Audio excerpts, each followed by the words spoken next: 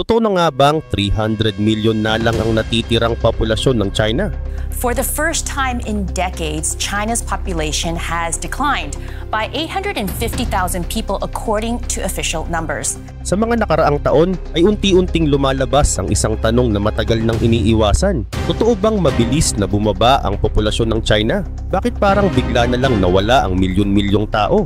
At kung totoo ito, bakit hindi ito lantaran na inaamin ng gobyerno? Paano kung ang sinasabing 1.4 billion population ay hindi pala totoo? May malaki nga bang sikreto ang China tungkol sa tunay na bilang ng kanilang mamamayan?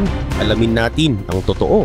Pero bago tayo magsimula, ay baka pwedeng paki-like at subscribe ng video na ito. Malaking tulong at bagay na ito sa aming mga content creators. Maraming salamat po. Kaya naman simulan na natin. Isang tanong na tila hindi matanggap ng marami, ang unti-unting nabubunyag ngayon sa mata ng buong mundo. Nasaan na ang mga tao sa China? Bakit tila isang araw ay bigla na lang silang nawala sa mata ng publiko? Bakit wala na ang dating tanawin ng mga pulubi sa lansangan? At higit sa lahat, bakit parang pilit na hindi pinag-uusapan ng gobyerno ang tunay na kalagayan ng kanilang populasyon? At habang lumilipas ang panahon, ay mas lalo pang lumilinaw na ayaw ng pamahalaang Chinese Communist Party o CCP na aminin ang malaking pagbagsak ng bilang ng mga tao sa kanilang bansa. Kahit ilang ulit pa nilang tanggihan, ay patuloy na dumarami ang mga palatandaang nagpapakita ng mabilis at nakakabahalang pagbaba ng populasyon sa buong bansa.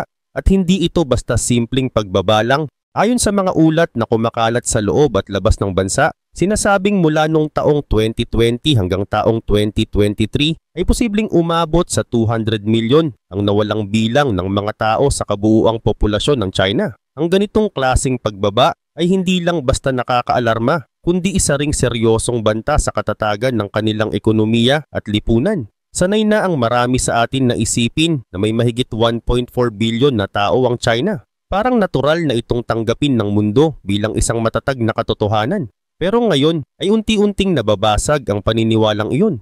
Paano kung ang totoo ay hindi pala ito tunay? Paano kung ang aktwal na bilang ng mga tao ay malayo pala sa sinasabi ng gobyerno? At higit pa roon, paano kung matagal nang itinatago ng CCP ang tunay na sitwasyon hindi lang sa ibang bansa kundi pati na rin sa sarili nilang mamamayan? Ang isyong ito ay hindi na basta haka-haka lamang. Habang lumalalim ang mga pag-uusisa at mas dumarami ang lumalabas na datos, ay mas lumalakas ang hinala ng marami na isa itong malawakang cover-up, posibleng isa sa pinakamalaking pagtatakip sa kasaysayan ng makabagong panahon. Ang tinutukoy ngayon ng marami bilang fake population of China ay itinuturing ng ilan bilang pinakaitinatagong sikreto ng CCP. Ngunit para mas maunawaan natin ang buong kabuuan ng kwento, ay kailangan nating balikan ang pinagmulan ng lahat. Noong panahon ng 1950, pagkatapos ng sunod-sunod na digmaan, una laban sa pananakop ng Japan at pagkatapos ay ang madugong civil war sa pagitan ng mga nationalist at communist forces, sa huli ay nagtagumpay ang communist movement sa pamumuno ni Mao Zedong. Sa mga panahong iyon ay tinatayang nasa 550 milyon pa lamang ang populasyon ng buong China. Sa kagustuhan ni Mao na patatagin ang bansa ay nagpatupad siya ng mga policies para mapabuti ang kalusugan, agrikultura at kabuhayan ng mamamayan. Sa tulong ng mga programang ito ay bumaba ang bilang ng mga namamatay. Kaya naman mabilis na dumami ang populasyon. Naniniwala si Mao na ang maraming mamamayan ay isang anyo ng pambansang lakas. Para sa kanya, kung mas marami ang tao ay mas may kapangyarihan ang bansa. Dahil dito ay hindi siya pumayag sa birth control at sa halip mas pinalakas pa niya ang ideya na dapat ay maraming anak ang bawat pamilya.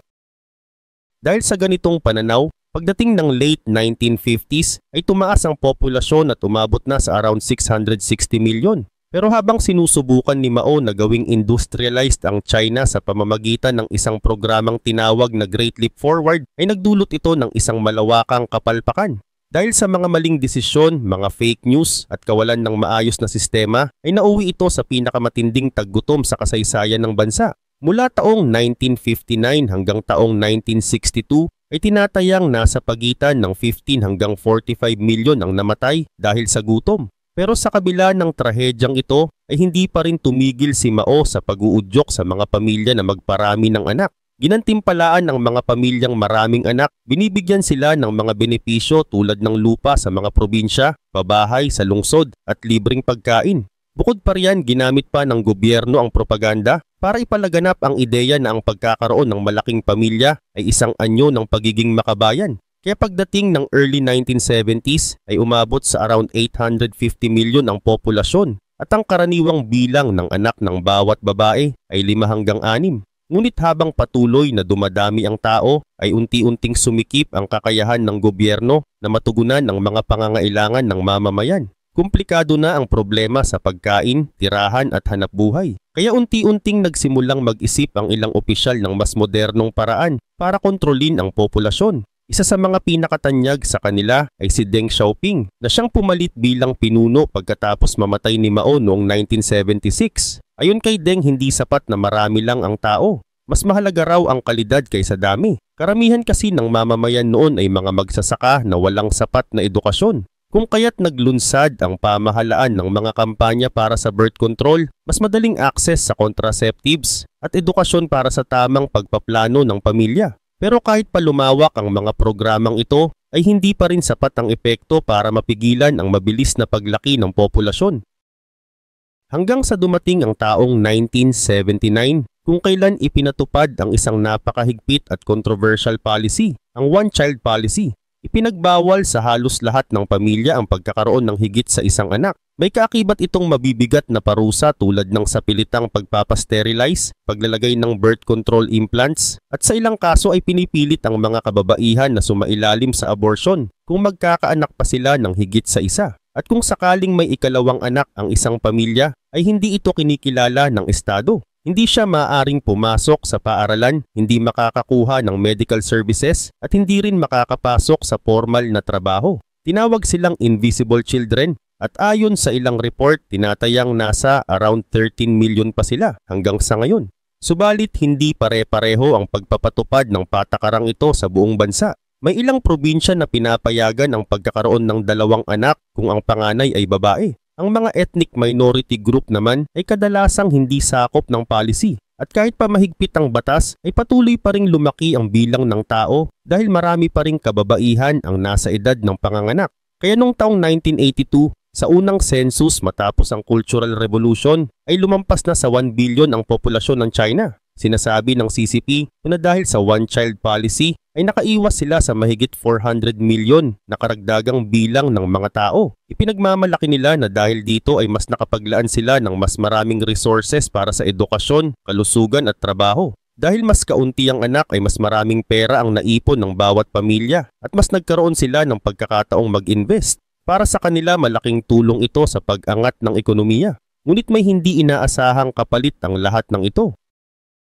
Dahil sa pagpili ng kasarian ng magiging anak ay mas pinipili ng marami na ituloy lang ang pagbubuntis kung lalaki ang sanggol. Kapag babae, kadalasan ay hindi na ito ipinagpapatuloy. Kaya ngayon ay mas marami na ang bilang ng kalalakihan sa China kumpara sa kababaihan. Bukod pa roon, lumala rin ang problema sa pangangalaga ng matatanda. Sa tinatawag na 4-1 structure ay isang anak lamang ang kailangang mag-alaga sa 2 magulang at 4 na lolo at lola. Samantala, pagdating ng panahon ng 1990s ay mas lumakas na ang panawagan para buwagin ang one-child policy. Bumaba na ang fertility rate mula sa 6 noong 1970s ay naging 1.9 na lang ito pagsapit ng taong 1991. Mas mababa ito sa tinatawag na replacement rate na 2.1. Ngunit kahit kita na ang epekto ay ayaw pa ring bitawan ng CCP ang kontrol. Natatakot silang bumalik sa problema ng kakulangan sa pagkain, tirahan at trabaho kung sakaling muling dumami ang tao. Subalit pagsapit ng 21st century ay lalo pang lumala ang epekto. Tumaas na ang average na haba ng buhay, gumanda ang kalusugan, ngunit tumanda na rin ang malaking bahagi ng populasyon.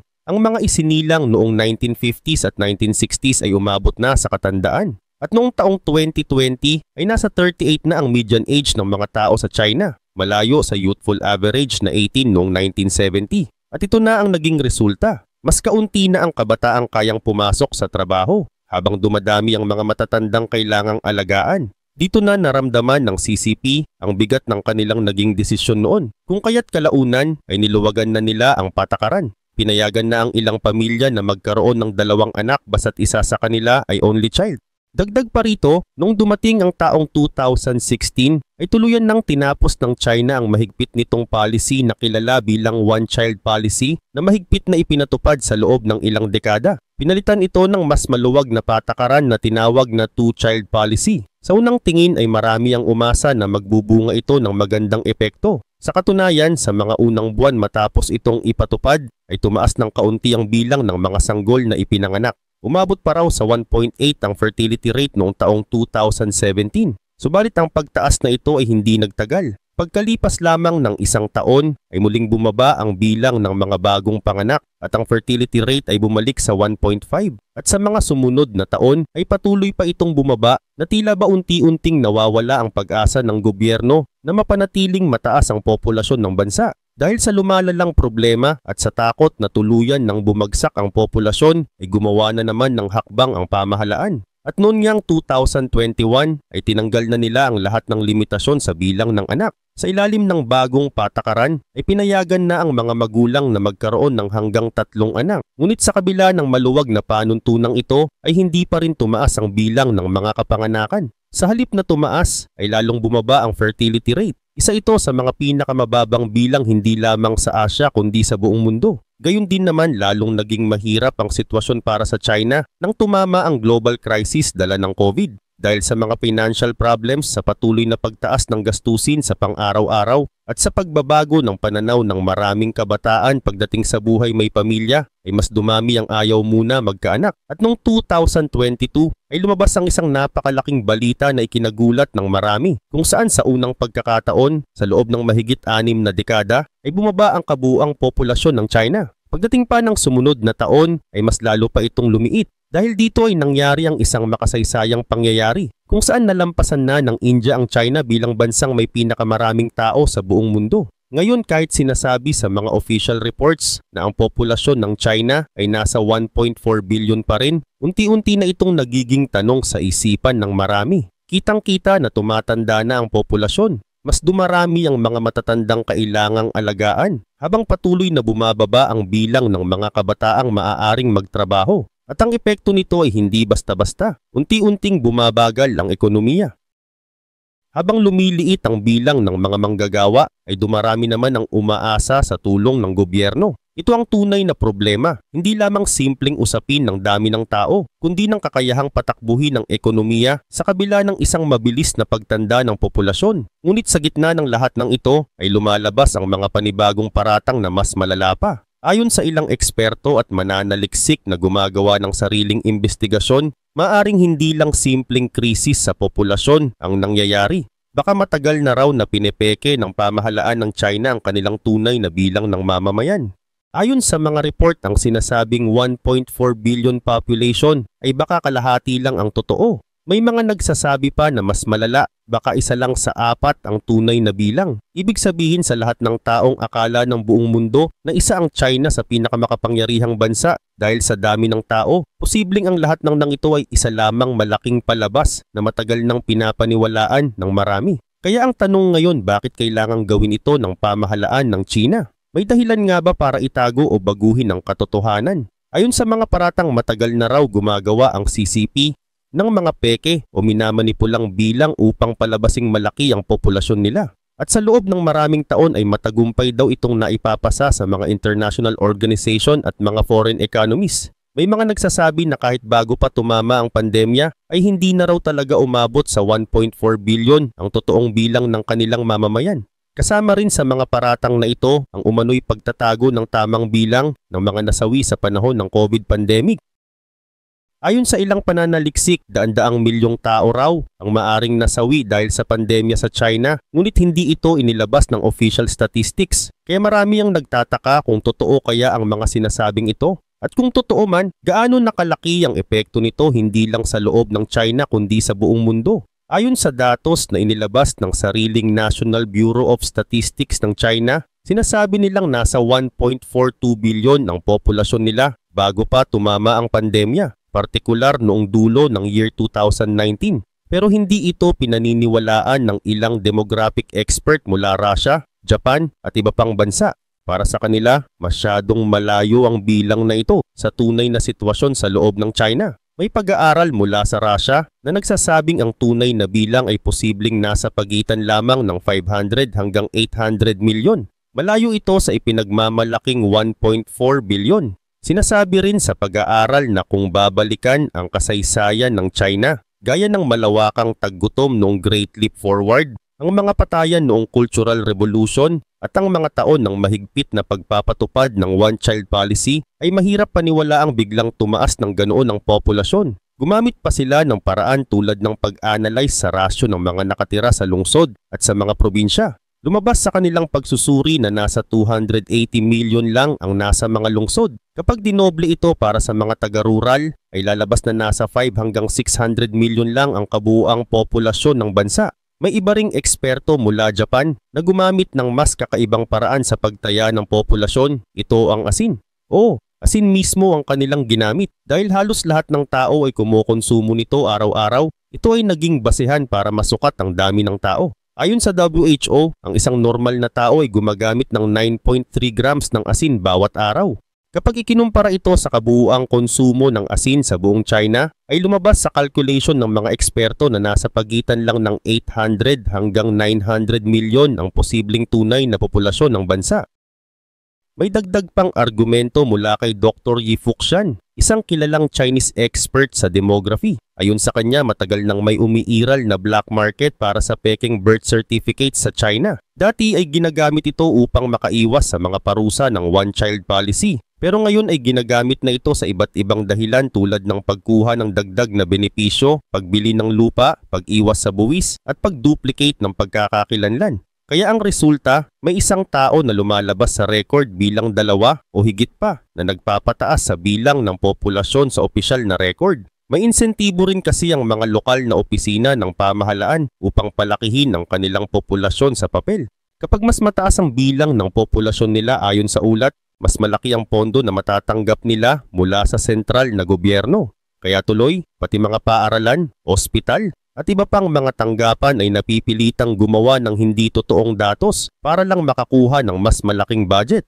Maliban dito, isang paraan pa na ginamit ng mga eksperto upang suriin ang tunay na dami ng mga bagong panganak ay ang paggamit ng datos sa BCG vaccine, isang bakuna laban sa tuberculosis na ibinibigay sa lahat ng sanggol sa China. Sa bawat bote ng BCG ay may lamang 0.5 milliliters. Ang isang sanggol ay nangangailangan lamang ng 0.1. Kaya sa ideal na mundo ay pwede sanang 5 sanggol ang mabakunahan mula sa isang bote. Pero sa aktwal na nangyayari, lalo na sa malalayong probinsya, ay 1 o 2 lamang ang kadalasang nababakunahan kada bote. Kaya ang tantiya ng mga eksperto na sa 1.3 na sanggol lang kada bote ang nababakunahan sa totoong buhay. At nang ikumpara ng mga mananaliksik ang dami ng BCG na nagamit sa pagitan ng 2008 hanggang 2021 sa opisyal na tala ng mga ipinapanganak, ay lumabas na may mahigit 58 milyon na bagong panganak na posibleng hindi totoo. At kung isasama pa ang mga taon mula 1980 hanggang 2008, ay tinataya na aabot sa 178 milyon ang labis o fake record ng kapanganakan. At sa hindi inaasahang pagkakataon, noong 2022 ay bigla na lamang huminto ang China sa paglalathala ng datos ukol sa BCG vaccine. Kaya ang tanong ngayon, nagkataon lang ba ito o sadyang ginawa para hindi na matunto ng tunay na bilang? Marami ring eksperto ang nagsasabing mahirap paniwalaang ang populasyon ng China ay lumaki mula 1.1 billion noong 1990 hanggang 1.42 billion sa loob lamang ng 30 years. Lalo na kung iisipin na wala namang malaking bilang ng mga dayuhang naninirahan sa bansa. Hindi tulad ng United States, Canada o Germany na regular na tumatanggap ng mga milyon-milyong dayuhang gustong manirahan. Ang China ay halos sarado pagdating sa ganitong sistema. Sa totoo lang, isa ang China sa mga bansang pinakamahirap pasukan kung nais ng isang dayuhan na maging permanenteng residente. Kaya kung bumababa na ang kapanganakan at wala namang pumapasok mula sa labas, malinaw na hindi talaga tataas ang populasyon gaya ng ipinapakita sa mga official records. Kaya muling babalik ang tanong, gaano nga ba karami talaga ang tunay na mamamayan ng China? At hanggang kailan nila kayang panatilihin ang pagtatago ng totoo? Kung pagbabasehan lang ang mababang bilang ng mga babaeng nanganganak sa China at ang halos kawalan ng dayuhang lumilipat doon para manirahan, ay mahirap talagang paniwalaan na nadagdagan pa ng halos 300 milyon na tao ang kabuuang populasyon ng bansa mula noong taong 1990 hanggang taong 2020.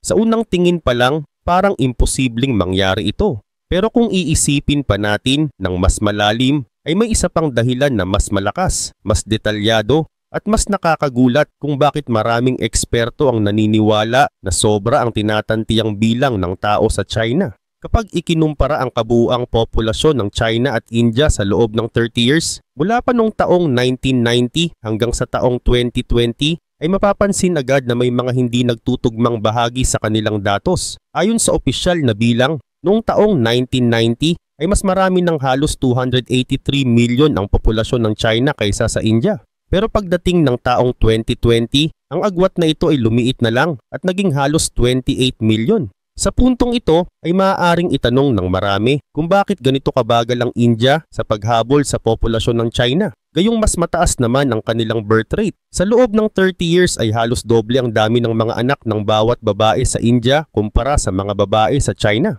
Ayon sa datos, ang average ng India ay halos 3 anak kada babae, habang sa China ay nasa 1.7 lang. Bukod sa fertility rate, isa pang mahalagang bagay na dapat tingnan ay ang tinatawag na median age o ang karaniwang edad ng mga tao sa isang bansa. Noong taong 1990, parehong kabataan pa ang populasyon ng dalawang bansa, ay nasa 24 ang median age sa China at nasa 20 naman sa India. Ngunit pagdating ng taong 2020, ang median age sa China ay umangat ng 15 years, habang sa India ay 9 lang ang itinaas. Ibig sabihin, mas mabilis tumanda ang mga tao sa China. At kapag mas maraming matatanda kaysa sa mga bata, ay senyalis ito ng bumababang bilang ng mga bagong ipinapanganak. Dahil dito ay marami ang nagsasabi na imposibleng mas marami pa rin ang populasyon ng China kaysa sa India noong taong 2020. Sa natural na takbo ng pagdami ng tao, dapat ay nalampasan na ng India ang China noon pa. Ngayon kahit pa isama natin ang katotohanang mas mataas ang life expectancy o inaasahang haba ng buhay sa China, ay hindi pa rin ito sapat para mapunan ang pagkakaiba. Sa pagitan ng taong 1990 at taong 2020, ang life expectancy sa China ay nadagdagan ng halos 10 years. Sa India naman, ito ay nadagdagan ng 12 years. Dagdag pa rito, mas mataas din ang bilang ng mga namamatay sa China dahil sa mga isyong tulad ng matinding polusyon, katiwalian sa health system at dumaraming kaso ng pagpapakamatay. Dahil sa lahat ng ito, may ilang eksperto na nagsagawa ng masusing calculation gamit ang mga datos sa fertility, mortality at migration. Ayon sa resulta ng kanilang pagsusuri, lumabas na ang tunay na bilang ng populasyon ng China noong taong 2020 ay nasa 900 milyon lang. Ibig sabihin, kulang ito ng halos 600 milyon kumpara sa sinasabi ng gobyerno na nasa 1.4 billion daw ang kanilang populasyon.